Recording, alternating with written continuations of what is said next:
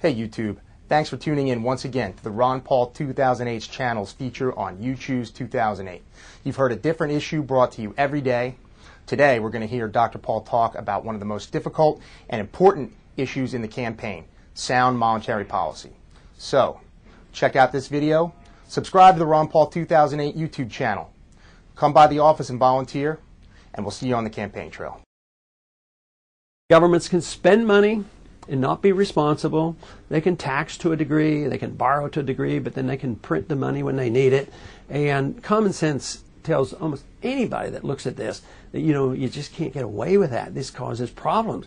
Because if we double the money supply, which we do in not too many years, why wouldn't that money have half the value?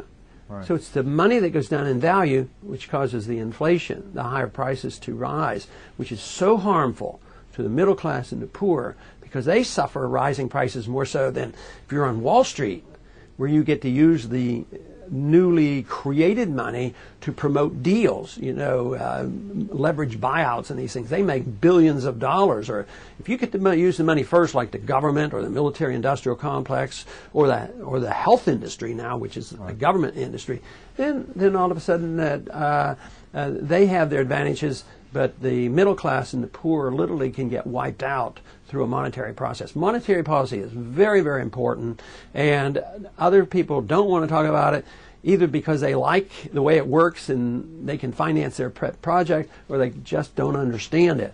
But the American people, I find, are understanding this better than a lot of people here in Washington. Is this the so-called inflation tax you talk about quite often?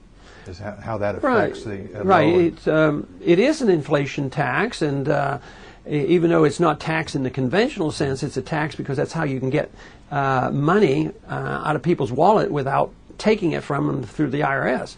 So if you double the money supply and your dollar goes down 50%, the government has literally stolen 50% of the value of your money. So it is an inflation tax, and it's very, very unfair, and it is the most regressive tax we have.